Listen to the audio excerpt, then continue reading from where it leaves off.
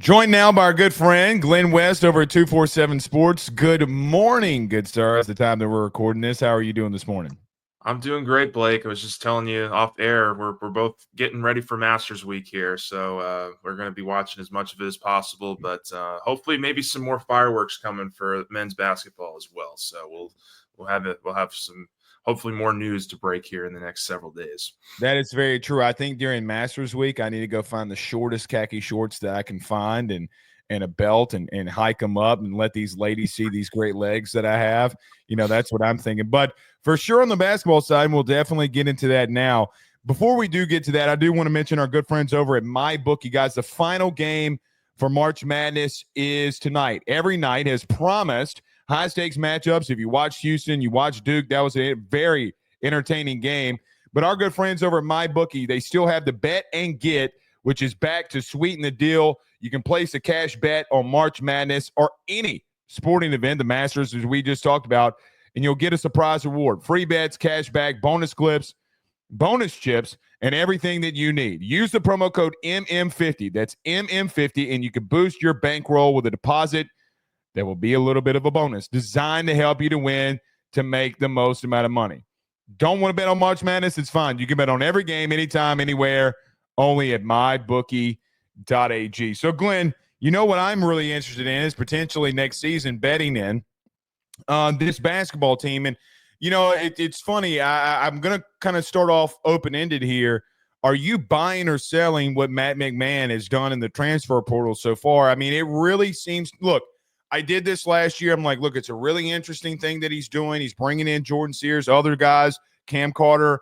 I didn't know how it would translate. This feels a little bit different to me, Glenn, about what's going on here. Overall picture, just how excited should LSU fans be about what Matt McMahon has done so far in the portal? Yeah, I think when you have a season like they did this past year, I think it's always important to temper expectations because it was a letdown of a season. And I think there were some external factors that led to that. Certainly some things out of their control, whether it was the departure of Tyrell Ward early in the year or Jalen Reed losing him 8 games into the season. But you could tell even when SEC play got here, they just did not have the size, the skill really to compete in the SEC, especially with how deep it was this year with 14 teams getting to the tournament. And so when you immediately turn your head to this offseason, there were a couple of really big needs that I think you needed to kind of chop off the block right from the get-go. And I think you got that in their very first 2 signings with Michael Nwoka, the transfer from Mississippi State, 6'10", 245 pounds, a guy that's going to be able to throw his body around with a lot of the SEC bigs. He's has that experience now of playing in the conference for a whole season.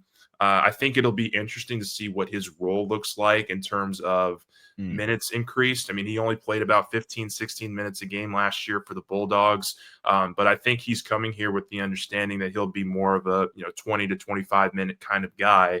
And if you get that out of him, just the way his numbers kind of translate to maybe having those kinds of minutes, you're looking at a guy who could average 10 points, 8 rebounds for you at that big spot. And that's something that LSU didn't have at all last year, especially when Jalen Reed went down. So having a kind of solidified 5, a guy that can protect the rim a little bit, I think was one of the massive needs LSU needed out of the portal. And then the second one, and probably the most important, I probably should have let off with him, was the point guard, De'Don Thomas. You needed a floor general. They've tried and struck out each of the last 3 off seasons, whether it was Juice Hill the first year, Jalen Cook had some nice moments, but as we both know, he did not play much towards the end of that season.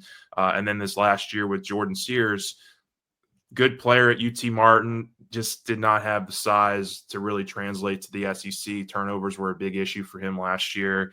With Thomas, he is only 6'1", about 170 pounds, but he's played in a conference here that's produced a lot of NCAA tournament teams over the last several years, whether it's Creighton, Utah State. He's played against some good competition over at UNLV over the last couple of seasons. Has an assist-to-turnover ratio that's about 5-2. So that's really a staple here that LSU is going to have with him running the show. And look, we can talk about it a little bit more here, but LSU needed to open up the piggy bank to go get these guys. And I think when you had those first two guys committing to LSU so early in the process, it kind of led me to believe that that was going to be playing out to be true. And what we've seen since then, I think, has only affirmed that they opened up the checkbook this year for men's basketball, and they've added some size, some length, and now it's on Matt McMahon to try to get these guys coached up for the regular season. I'll go back to the players in just a second. Let me ask you this, since you ended it with it. The last time that I saw you in person, Glenn, we were at football, and we're waiting for Brian Kelly's press conference, and the conversation broke out.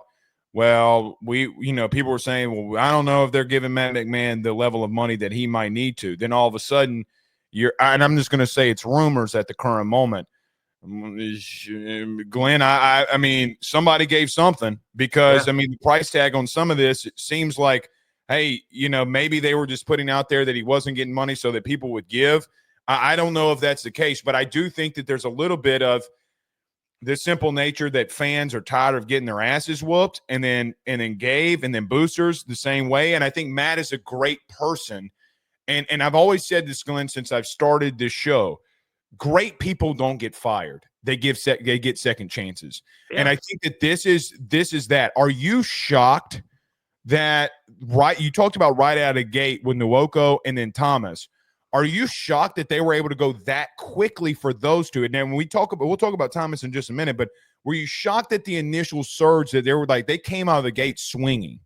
Yeah, I wasn't shocked, just because in the weeks leading up to it, we had heard, and I think really kind of how the timeline, frames up. When we were having those conversations during spring practice, it was kind of leading into the whole transfer portal saga for basketball, and so they hadn't. Nobody had really kind of gone out there and made the first big splash, signing yet. So I think LSU, from that perspective, they knew what they had in terms of what was coming from an NIL perspective with the program, and they just had to build a big board. And look, you have to make the pitch to the player, Didon Thomas. They kind of snuck him in. I think that's another thing here. They've kind of kept a lot of this hush-hush, from an internal basketball standpoint. I think they haven't wanted a whole bunch of stuff leaking out right now as they have built this roster. But I think, to your initial question, yes, they certainly knew that they had a bigger pocketbook to be able to open up to these portal players. I think that they have been very aggressive with their offers. I would be remiss if I told you that I knew exact numbers on all these guys and what they're going to be paid. Ballparking, I would imagine a couple of them are making seven figures this year to come play at LSU. Not all of them, but a couple of them. And they're not done yet. So we'll see kind of what they're able to pull out of this thing with whatever funds they have left. But I think it was always a smart decision here, because you gave McMahon a 7-year contract, because if you're Scott Woodward, you have to believe in him. You can't ditch him after 3 years and then pay another staff, and then on top of that, go and pay some of these portal players that you need to get this program right on the right ship here early. So I think it was the smart move to be able to give him some money to go out and build a roster that he feels can compete in the SEC. And now it's just going to be on him and his coaching staff to be able to do just that. You brought up Dean Thomas, and we'll get to the other guys in just a moment. Sure. But you talked about the 5-to-2 assist to turnover ratio. He averaged 4.7 assists per game, which means on average he had less than a turnover a game. Yeah. Right. I think that this team, to your point, has not had a field general, a guy that just like what a point guard. Everybody talks about what a point guard should be. I don't feel like that under McMahon they've ever had that. It feels like basically what you're telling me is I'm having a guy who's going up against great competition, regardless of what conference it's in. He literally is a very smart player, and the numbers and everything that you see brings it out. Do you think that Matt McMahon has finally found somebody to run exactly what he wants to do in this Dean Thomas, bringing him in? Do you feel like he's finally found that guy? Is that the level of player? Because look, I don't watch UNLV basketball, but then I saw the entire basketball landscape erupt. They're like, oh crap. Like they went and got this kid. So I'm just going to ask the question. Has he finally found the field general that he's been looking for? I think so. I mean, I've watched a lot of his film after, because I to be quite honest with you, I hadn't really heard of Dedan Thomas before this year either. And when he entered the portal, when they have these high rankings on guys, you want to be able to watch some of their film and see kind of what they're about. He has such a great feel for the game. He's an extra pass ahead every time it looks like they're running half court situations and half court actions. And what he really does well is, when they're putting him in ball screen coverage, when he's able to kind of come off of a big, get into the painted area, he's really good at being able to find the open man whenever defenses collapse on him. And then one of the other elements that he has, which I think is going to really benefit LSU, and particularly this front court, he's a great lob passer too. Like half of his assists, it seemed like, came to the same center that I watched in terms of all the games and everything like that. He was dishing, really good lob passes underneath the rim. And that's going to put a lot of pressure on defenses to be able to, not only protect the rim, but also, kind of when they suffocate on him, it's going to open up and spread the floor around a little bit. So he's somebody that I think is going to be really, really integral to this thing. And look, LSU has not had a very good half court offense the last couple of years. He's somebody that I think can do that for you in terms of just kind of getting everybody situated.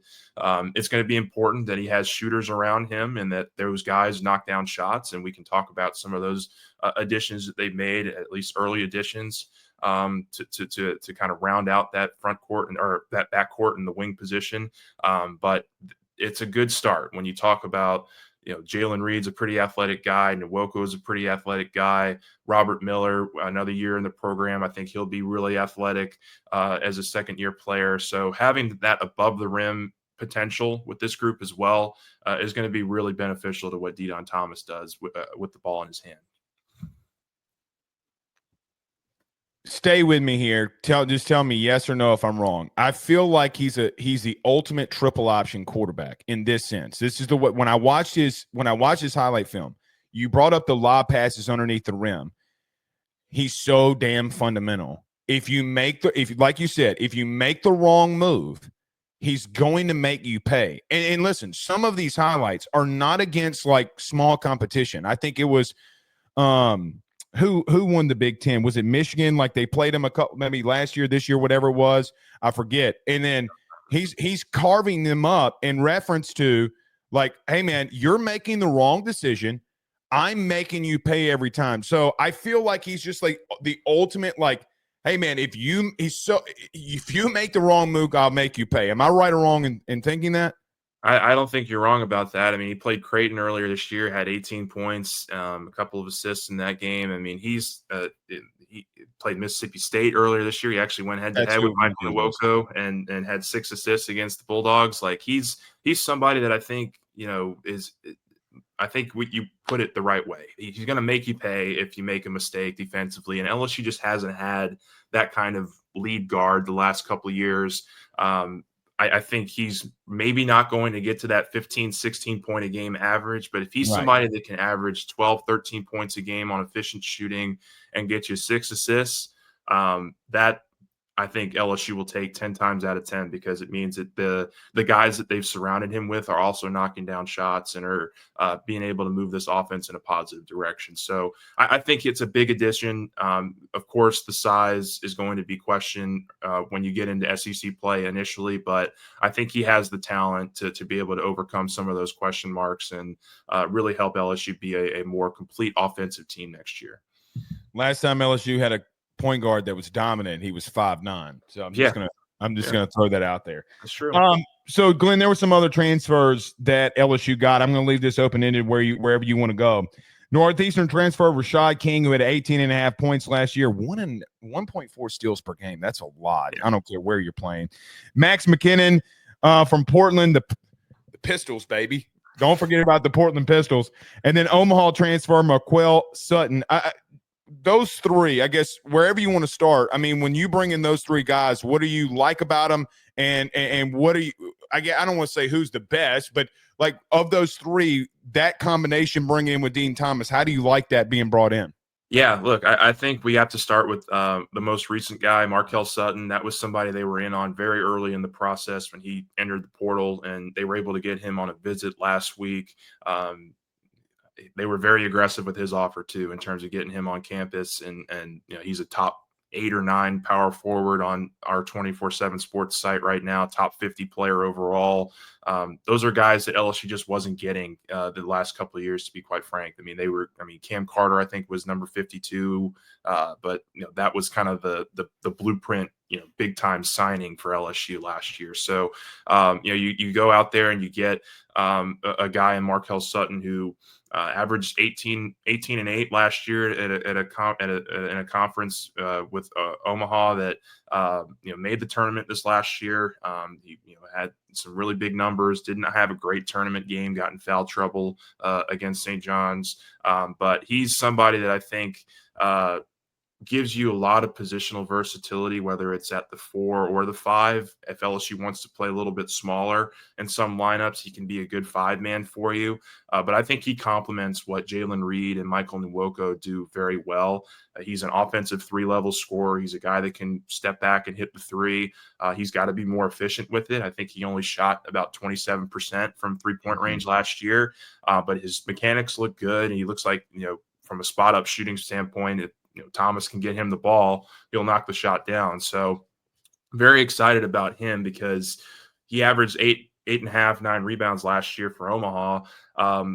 But he's also a very physical player. Like, you watch him, he just looks chiseled. He's just a big physical dude. And last year when Reed went down, you were pretty much relying on Damian Collins, who's a very slender player. Right. Robert Miller had not really fully grown into his body yet, so he's somebody that I think will be able to crash the glass and really help LSU on the offensive and defensive glass, and help kind of get this front court to where it wants to be in terms of a well-rounded performance. But I think he was probably I would, if we're kind of tallying it, maybe second or third most important addition you've had so far. And then, the 2 guards, McKinnon is a sharpshooter, somebody that shot over 40% from 3 last year for Portland. His mechanics are as, pristine as you would want a sharpshooter to be. I mean, he's got a very quick release. He's got a very smooth motion. It goes over the top of his head. He's going to be able to knock down shots for you. I think the questions for him are going to be how his defense translates to the next level, and to to all the guards he's going to be having to play with. But I think he's going to be able to help you as a role player. Rashad King, I think, is going to be a role player for you. You mentioned the 1.4 steals. The one question I have about him, he's 6'6". He averaged 18.5 and 6 rebounds this past year. But he doesn't have the quickest first step. He's kind of it takes him a little while to get going as a guard from a speeds perspective. And I think what LSU has done so far is get some good guys that are going to be able to complement scoring with Deion Thomas, but I don't know how effective they're going to be defensively yet. I think there's some room out there to go add another quick guard, another defensive guard, kind of a guy that can help you in that respect, as a quicker, longer, athletic guard. Maybe Curtis Givens can grow into that role. But I think they need to add some more speed to the backcourt to help with the defense, and some more speed, some more length, because I do think that King's a good athlete, but he's not like the A-list athlete that you need to guard the best SEC guard on another team. So I'll be very interested to see kind of what happens there. But those are just kind of my initial thoughts on some of these guys and just what LSU has, because I do think there's going to be some more moves that have to be made here over the coming days and weeks. Glenn, as we wrap this up, I just want to say this. People forget that LSU had the 16th rated class, high school rated class, with Mozzie Mosley, and you do have some pieces like Reed and Miller, as you had mentioned, and you kind of broke down their roles. First thing here, as it sits right now, and I'll ask you if whether you think they'll go next. You have 11 dudes by my count. Okay. You need one more. You got space for one more. I look at this team and I'm like, Glenn, I feel like it's an upgrade. Now, How much of an upgrade? Like, are you sub 500 in the league? I don't know. The league's really good. I mean, can you get above 500? I don't know. On paper, to me, based off of last year coming into this one, I feel like you're more well-rounded. Now, again, I have no clue if that means that you make the tournament. I have no clue if if you're even competing for the SEC. When you look at this roster from top to bottom, going in, and I know, look, we're so far away from basketball. I understand that. But regardless, I mean, the expectation would be what for you? Oh, I think the expectation is you have to make the tournament. Like, if you're Matt McMahon and you're LSU next year, like, if you don't make the NCAA tournament, that's with this roster and the amount of resources that the athletic department has poured into it. Right. That's the cause there for Woodward or for this thing to make a change. And I think they have to get this right. They have to get this roster right. And to your point, they're not done yet, but there's the thing that they do have to their advantage, I think, here is that they have a couple more swings that they can take on guys to see what kind of blends and what mixes well with this roster, because the SEC, or really the NCAA, I think they are increasing their scholarships next year from, I believe it's 13. I think they're going to be now at 15. So you can add as many as 4 new guys. I don't know that they're going to get there with 4 new players with what they've already brought in, but there's some more room to grow with this roster next year. And so I think I'll be very interested to see what players they get in and on over the next couple days. But there's a lot of room for continued growth in this roster.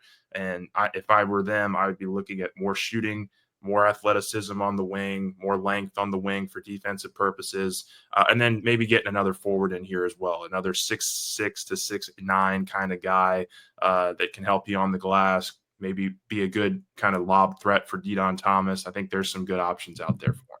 You mean like Joshua Jefferson from Iowa State? Yeah, I saw the rumblings. I saw the rumors. I've been going back and forth with their Iowa State guy. I think from their perspective, or from that side of things, they feel pretty confident about where that's at right now. But we'll see. I mean, there's still a couple weeks before the portal closes. But yeah, let's just. I'm not closing the door 100% on that one. It's so funny to me, Glenn. I bring that up as a petty. These sometimes you're in a situation where these petty rumors are really true. Yeah. And then sometimes they're not. And we'll be interested to see where they go. All right, Glen West, 247 Sports Buddy, thank you so much for joining us. Tell everybody where they can catch all your stuff and all the things you guys are doing. Yeah, we're over at Go 24/7. Me, my colleagues, Sonny Ship and Bryce Kuhn, who you know pretty well, for having him on the show a couple times. But yeah, we got basketball off season's kind of heating up. We got spring recruiting that could be getting very interesting for LSU in terms of official visits for the freshmen, but also, I don't know. What do you think, Blake? You think there's maybe 2 or 3 more additions on the way for the portal in terms of spring and departures and all that? Like, what's your feel on all that? All right. I said I was going to ask you, and then I didn't. And then let's just get it here. I don't think that look, Glenn, I posted this on Saturday because a lot of people have been mad at me, the fan base, saying I'm being too negative. You're out there. I mean, they cannot run the football. I mean, every time that we're out there, okay, like I read the team play script for the last 3 days that we were out there. They were 1 for 8 in the red zone. They punted twice. Okay, and then they went up for 2 field goals, which me and you were standing next to each other when all this happened, and they missed them. Now, people are freaking out on me saying, Blake, this is spring. Well, this exact same thing happened last spring. And 2 years ago, I saw a dude in Jane Daniels that put on weight and then went stupid during spring, and I'm like, stop freaking out. Well, Blake Ruffino went over and put a $100 bet on plus 4,000 for Jane Daniels to win the Heisman. Okay, and I showed everybody. Good payout. I get there to say this: don't overreact to spring. Okay, yeah. But for me, Javian Toviano has missed multiple tackles in the run game. I don't know if you don't go look for another safety, Glenn. I think they got to go after another defensive tackle. And if an interior offensive lineman gets in there, I mean, what? what are we doing? Like, what are we? What have they shown you this spring that would solidify to you that? And here's where I'm pretty much trying to come from, which nobody really, I don't know, but I get to a place, Glenn, where I'm like, this should be a spring where competition should be so ramped up that everybody's going for the jugular, right? And I don't feel like I've gotten there. Maybe I'm wrong. I mean, I think interior offensive lineman, maybe a tackle, defensive tackle, safety. That's where I think that I would look at it if something brings up it. So I ask you that. I mean, am I? Do you agree? Look, I mean, when we've been out there, and look, I will preface this by saying we've had one full practice as a media. We've had maybe another half session where we've gotten to see one more 11-on-11 drill work. So I can't speak for the entire spring and how the run game has looked. I will say for that one practice, it was a struggle, and I totally get your point on that. I would be looking at safety. I think there's another room for another safety. I think there will probably be some attrition on the offensive line. I don't know who at the end of that group leaves, but I think you've got 16 guys, 15, 16 guys. That's a lot. It's a lot. And they got 3 full rotations of first, second, and third team offensive linemen that I could see, a departure or two there. And then you bring in somebody else to maybe kind of help with that depth. I could see offensive line, interior offensive line being a way they go.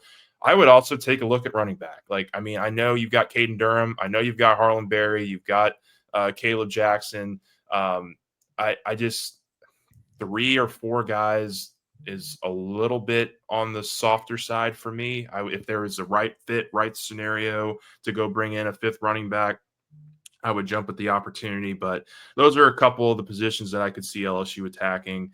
I don't know the interior D line is where they go. I don't. I think they have enough there because we also haven't gotten Jacobian Guillory back yet. There's still some freshmen that you're going to need to develop into that role next year. But I think they're really high on Dominic McKinley and Ahmad Breaux. Like I think they're gonna lean into those guys pretty heavily in the fall. And another guy that has really, I think, really surprised us and sometimes has been Sadir Mitchell. I mean, I know. They do these 2-on-1 drills, and every time it's 2 offensive linemen going up against Sadir Mitchell, they don't move him at all. Like, I mean, at all. So 1,000%. I think he's somebody that you can really count on for next year to get some really good snaps in the run game. And I don't know if it'll be 20 to 25, but if you can get 10 to 15 where he's just eating up space, like I'd take that 10 times out of 10. Glenn, I'm so glad you brought him up. And listen, they're doing run game, and the defensive tackle's getting double teamed. And again, like you mentioned, I feel like I've been screaming this from the bleachers. I'm like, guys, he doesn't get moved. Yeah. And all right, now y'all gonna go ahead and play around with now. Again, we say, hey, you might need some interior offensive linemen, and then he doesn't get moved. So I mean, like, what's the caveat there? Yeah. But dude, I mean, I mean, there you can't teach 6'5", 350. And I don't care. They put him at 330. If he's 330, Glenn, both of us have 6-pack abs. He ain't no 330. All right, let's just be honest. But that's what you need, right? And I've talked about this too. And it's the last thing. In every SEC loss under Brian Kelly, you've allowed 250 rushing yards. There's one caveat on every one of these losses. You're getting dominated up front. I like Sadir Mitchell. Yeah. I really like him. So I'm glad that you brought that up. And I think a lot of that also has been the quarterback running, which is why you need a guy like Jack Pyburn to set the edge. You need Harold Perkins to really learn that position. You need, these linebackers to be able to grow in their second, third years with the program to be able to run fit some of those quarterback runs. Like a lot of the quarterbacks you just played this last year, you're going to be playing again this year with, whether it's Sellers or Lagway, some of these more mobile guys, the kid from A&M. I think there's Marcel Reed, right? Yeah, Marcel Reed. The Klubnik can run a little bit from Clemson. Like there's a lot of running mobile quarterbacks on this team, on this schedule, and I think not only having a good interior presence, but having some guys like Pyburn that can set the edge is going to be really important as well. Yeah, I agree. Glen West 247. That was I Look, you went a little long there, but I don't care. I don't mind talking. No, look, I try to just talking basketball, but I can't help it. Like I just look. Listen, because I asked you the question. I asked you like, what you thinking, man? Like, I'm cool with it. Well, look, I think that this season, for what it's worth, okay, I think it's more important than maybe any season that I can remember. Glenn, like I talked about this, I felt as if that this season was more important than any that I can remember. And because of the fact you talked about this with basketball, you're spending the money, right? And listen, when you're bringing that many dudes in from the portal, it's because you're lacking in something. And I don't think people understand that. They're like, oh, well, we got to know. The reason you went out there is because you were faltering in so many different spots. Now, you brought up running back, and I let it go. I'm with you. Look, they're in the SEC. This is a fact. I love Caden Durham. I love Harlan Berry. And Caleb Jackson has got to get better with vision. The outright truth, what were the teams that made the playoff, and what do they all have in common? I can name South Carolina, who went 9-3. By the way, shouldn't have lost to you. I still don't believe that they should have lost to you. They should have beaten you. They should have been in the playoff. I look at Tennessee with Dylan Sampson. I look at Ohio State. I look at Texas. I look at every single one of these teams. They had a running back that was over 210, 215, 220 pounds that would just put their head down and go after it. Now, and a lot of those teams had good secondary running backs too. I mean, you mentioned Ohio State. Yeah, exactly. That's the point. Like Jaden Blue was the backup for Texas. The backup was Travion Henderson at Ohio State. Like you got to be you got to dominate the running game. The last part, Rocket Sanders changed that team for South Carolina a year ago. Mm-hmm. I mean, him putting his head down against LSU, we went up against him. There were like 17 runs where he got 3 yards where he just put his head down and just knocked you out. He did not care. So the physical, I feel as if, God, this is going to get me canceled, Glenn. I feel as if that we are lacking a little bit of physicality. Now, what happens with Trey Holly, I have no clue. But the last time that you had a running game with running backs that was actually kind of worth a real damn, Logan Diggs, you can make the argument. Noah Cain in 2022 had 10 rushing touchdowns where you would just line up and he would say, we want you to get 3 or 4 yards. And that's it. Yeah. So that's a part for me, Glenn, that I'm like, I'm 1,000% with you. I think there's a level of physicality that we're lacking. Yeah. And look, you got 4 or 5 months to get it right. And I think a lot of that has to do with all the mixing and matching they're doing on the O-line right now. I mean, I'd love to see what this group looks like with Josh Thompson at guard and, Weston Davis at tackle. They've had Thompson at tackle and, Carius Kern at tackle. I mean, they have a lot of guys. Bizarre. A lot of guys that can play multiple positions, but I think it's just finding the right secret sauce where all of them can play, contribute, and be good pieces for depth. Like I don't know that we're going to have a same starting lineup every single game next year. I would be surprised if that happens. Like I don't know that you're going to have that same continuity that you've had the last 3 years. That's a very interesting point. Here was I hadn't said this publicly because again, people are mad that I'm being too negative. What does it say about your tackle depth when you're putting 2 guards at left and right tackle as backups with Carius Kern and Josh Thompson? So, like y'all, somebody on y'all's site, I say, but nationally is Cooper Patanga. Yeah. And Coop brought this up. Like I had posted something. I'm like, what is LSU attacking the portal? I posted this last week. He goes tackle. People are like, Blake, we're fine to tackle. I'm like, no.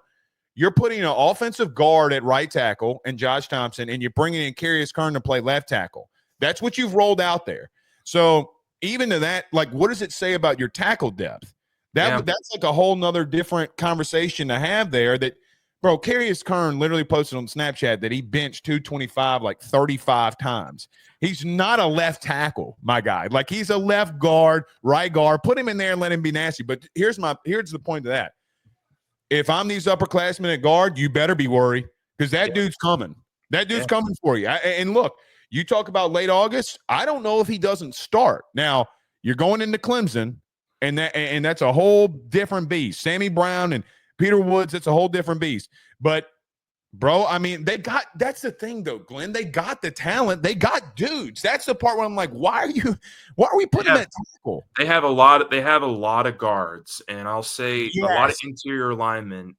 I think outside of Weston Davis and Tyree Adams, there is some questions about what the tackle depth looks like. And so if there was an offensive lineman to be had in the portal, I would look at tackle for sure.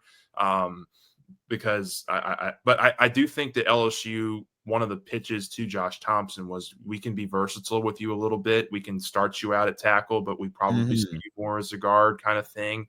I think there's just still so much of that's unknown right now with the offensive line. And look, I mean, DJ Chester's, at least since we've been out there, is still seeing the first team reps at center. Right. I mean, Braylon Moore's had some, but he's light. Chester's making him work for it. So like, there's just so many questions about where this offensive line winds up going. So, Glenn, to that point, they put him up against the deer. He's 280 pounds. He's 6'2", 280. And they put him up against a guy that's 6'5", 360, 350. And I'm like, well, you're going to find out. You remember the last team drill, they put Chester at right guard and Braylon Moore at center. And that was the best overall time that they had to run the football. So I agree with you on this point. That's the reason I bring it up. The versatility of Josh Thompson, who could go to right tackle if you're going to put – and look, BK told Wilson that he's moving him to right guard.